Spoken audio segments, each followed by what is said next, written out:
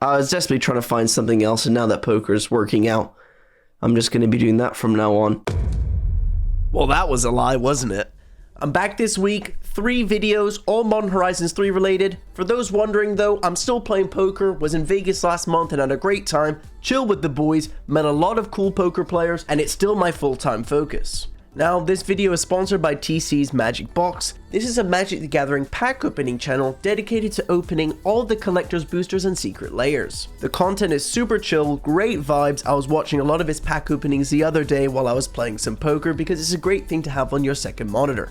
I will have a link to TC's Magic Box's channel in the description and the pinned comment, and a huge thank you to TC because they have sponsored not just this video but 2 extra videos coming over the next week on Modern Horizons. Now, let me show you how I actually broke Modern. Warren Soultrader is a new card from Modern Horizons 3 that I think is being overlooked. A 3-mana 3/3 that you can pay 1 life to sacrifice another creature to make a treasure definitely isn't something that's modern powerful. Unless you pair it alongside Gravecrawler. Gravecrawler cares about you controlling a zombie, Warren Soultrader is a zombie. And this is a lethal combo with Marionette Apprentice because while the Apprentice does not gain us life like Blood Artist does, it also deals an extra damage for whenever an artifact goes to the graveyard, aka a treasure. So these 3 cards is essentially a kill because we only need 10 life. Now we do have ways to gain life in the deck list because we don't always have 10 life to spend, as well as we have other graveyard synergies.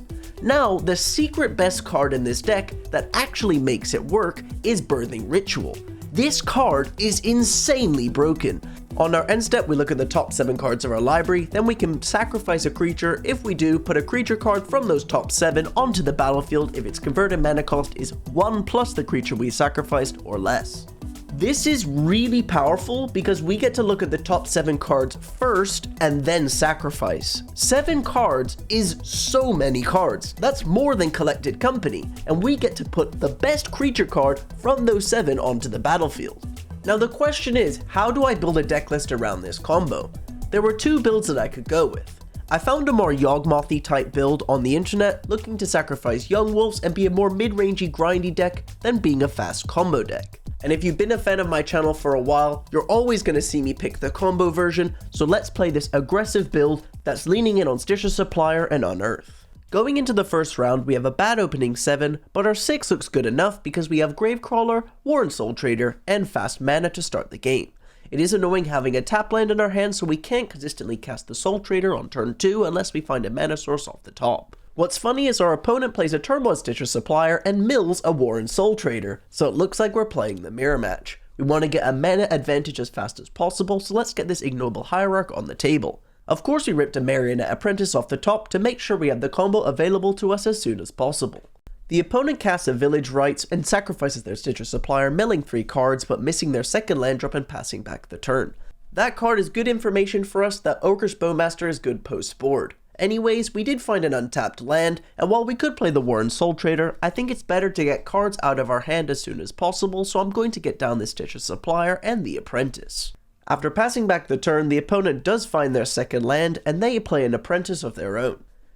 Finding another Warren Soultrader off the top of the deck, it doesn't matter, the opponent is dead unless they have something like a Flash Solitude, which I find really unlikely. So I beg the opponent in the chat, please don't concede because I want to do the combo. So we cast the Warren Soultrader, we cast the Gravecrawler and sacrifice it. Bruh, I'm trying to record it like, you play the same deck, don't you want to do the combo? Going into boarding, I think it's very likely the opponent has Graveyard Hate, so we want to be a more creature-based matchup, bringing in the Orcish Bowmasters, the Endurances, and the Malices. Now, I want to say this game too is really boring, and that's because the opponent has a very nicely sideboarded Leyline of the Void. Our deck is extremely clunky against Leyline, so we do lean in on these Birthing Rituals, but I don't want to show you this game because it's literally just like a limited game. I'm just attacking with creatures, they're making their Carrion Feeder a bit bigger, they get mana screwed. So yeah, basically this game, I play creatures and I attack, and the opponent is mana screwed and does nothing.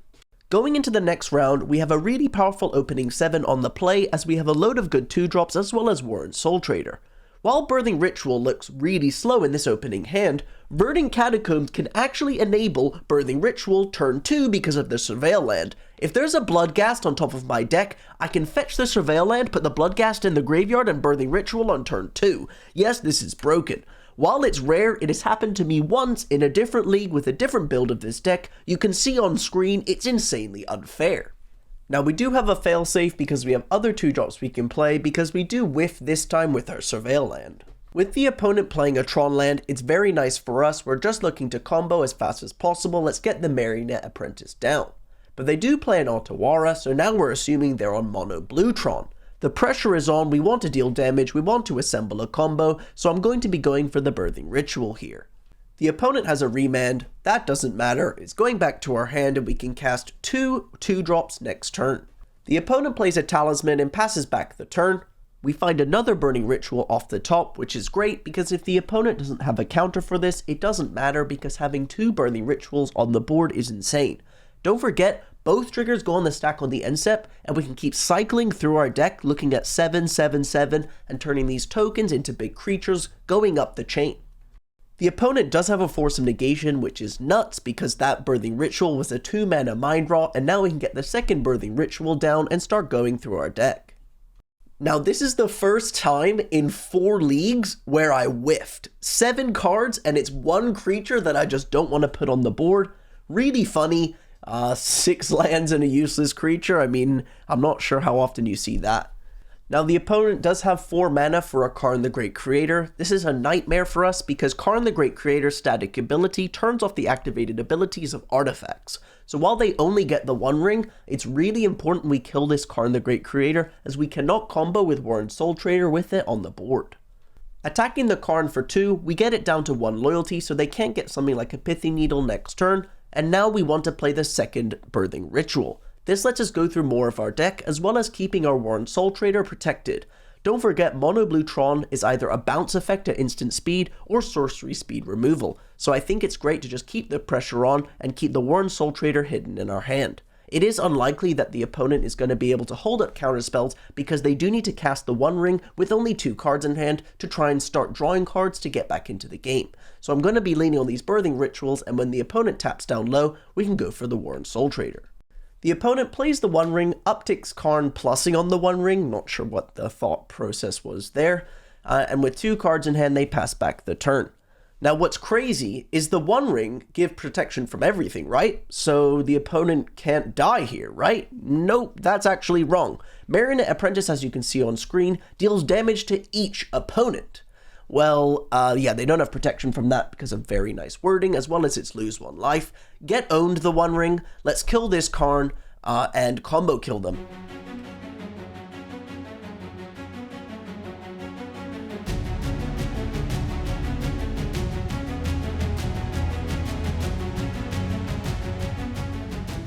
Going into sideboarding, we want so many cards. They're a control deck, instant speed creatures like Endurance and Orcish Bowmasters. We want Planeswalkers. We want ways to interact with artifacts. I think all of it is quite clear.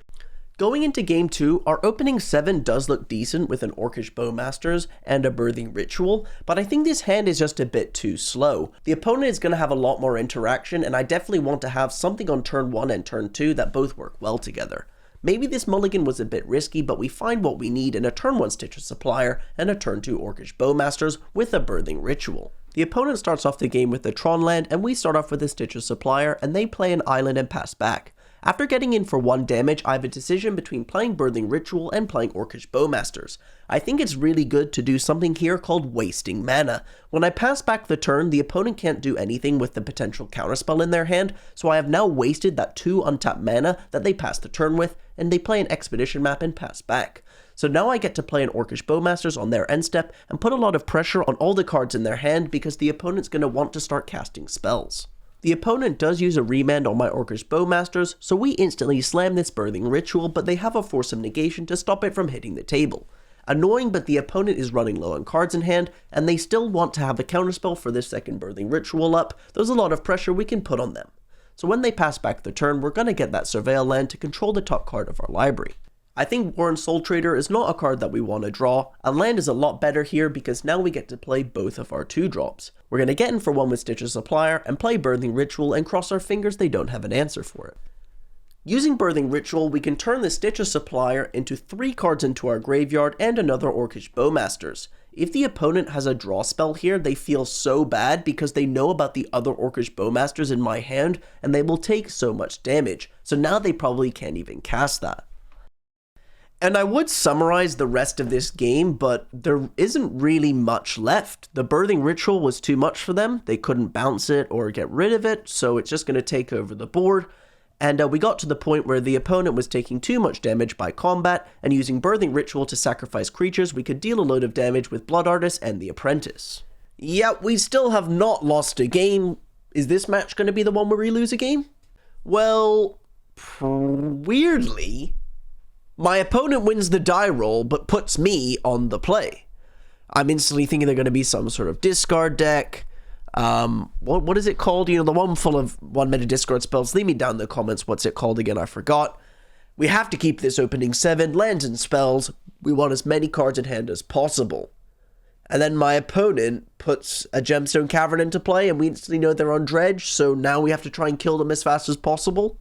While this may seem like a bad matchup, we do have an out to try and kill them, a 3-mana Boggart Trawler. This is a land that we can play as a creature to exile target player's graveyard.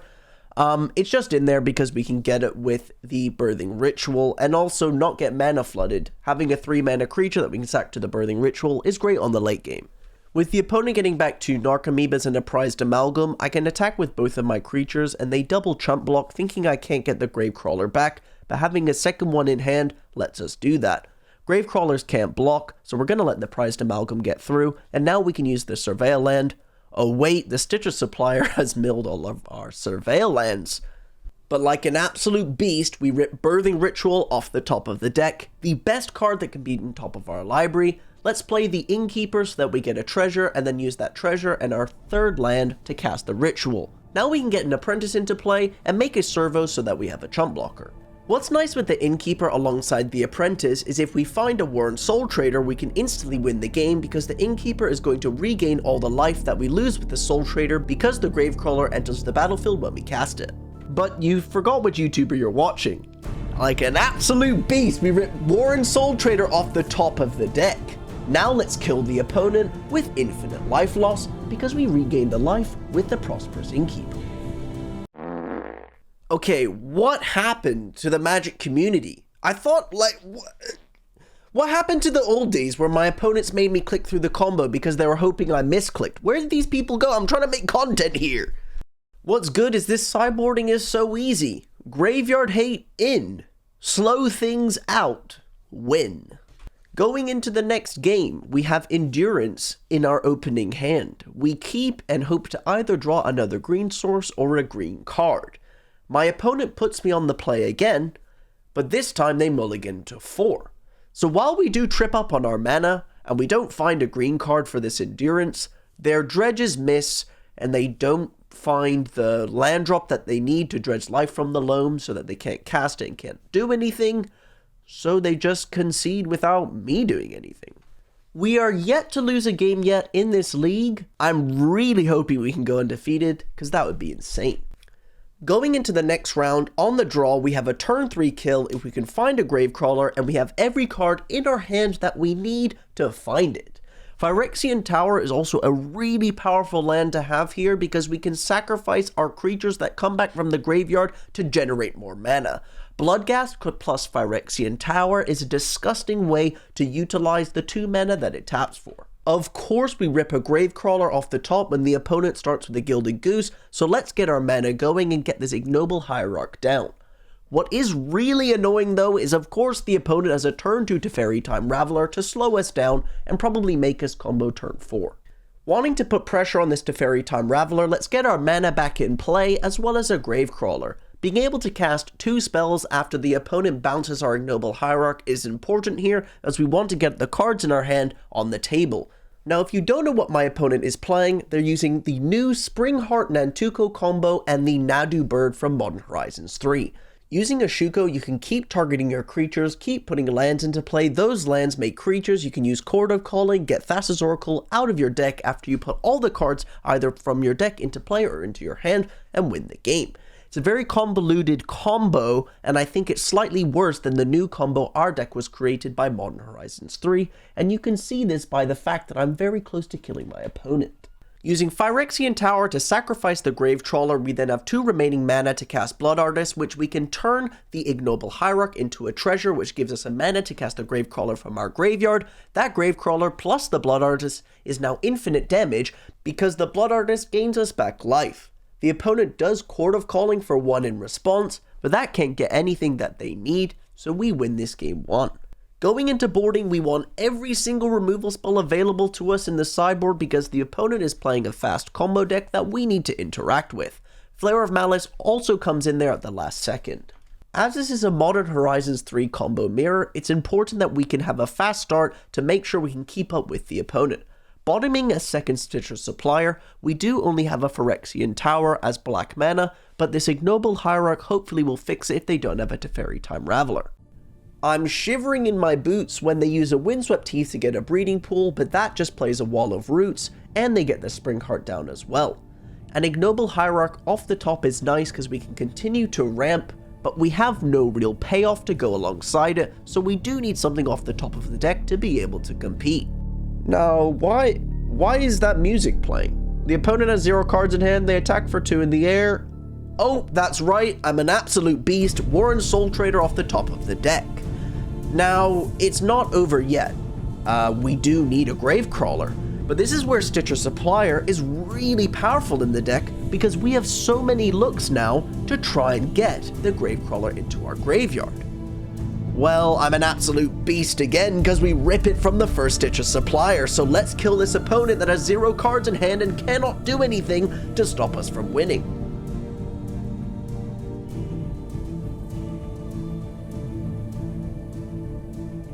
Yes, that is right. We have played 4 matches of Magic the Gathering, and I'm yet to lose a game.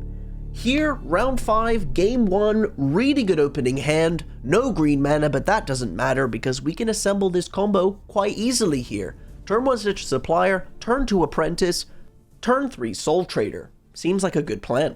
Playing the turn 1 Stitcher Supplier, we pass back the turn, and the opponent plays an artifact land. Here, I think I make a huge mistake. I'm about to make a servo with the Apprentice, and then I realize my opponent's played an artifact land, so they probably play Galvanic Blast.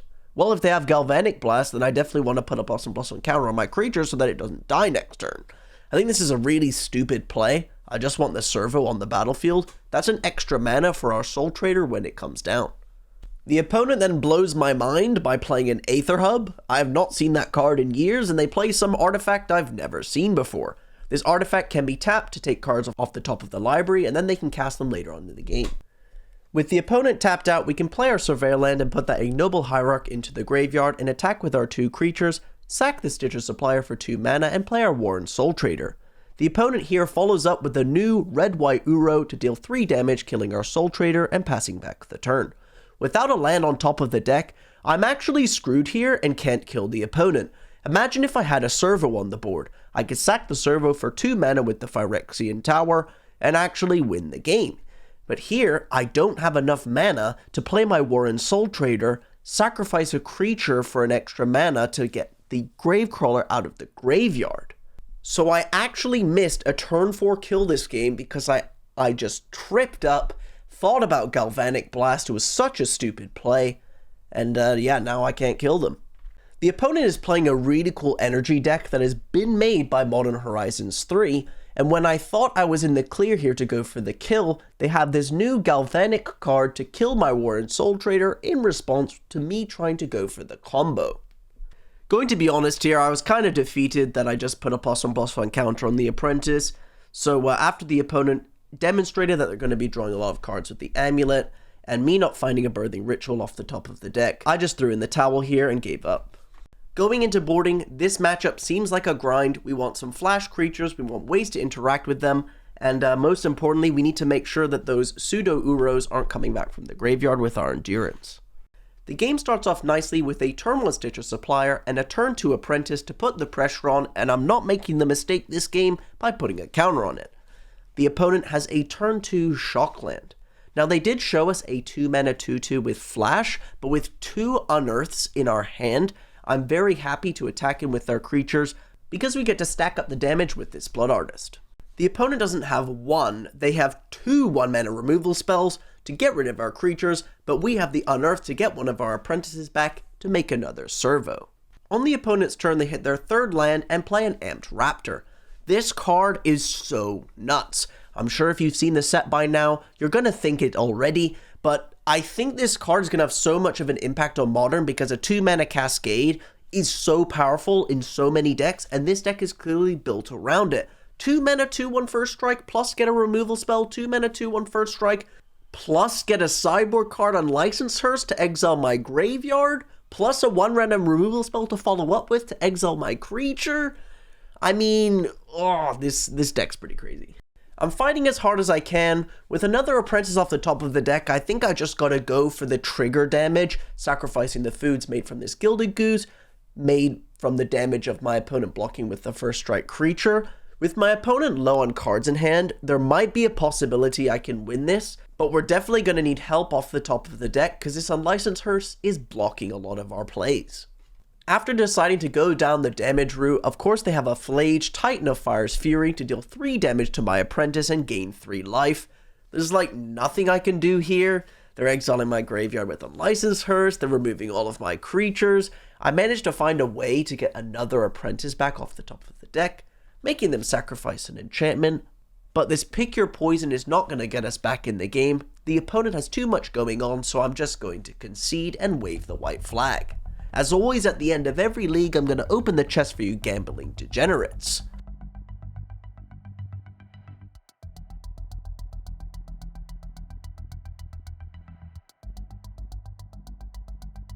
At the end of this video, I just want to give a huge shout out to TC's Magic Box for sponsoring this video. Don't forget to go check out their channel in the description and the pinned comment because I would not be making videos this week without his support. I do miss making YouTube videos, but poker is just too much fun, so I guess I'll catch you guys soon for a legacy version of Modern Horizons 3.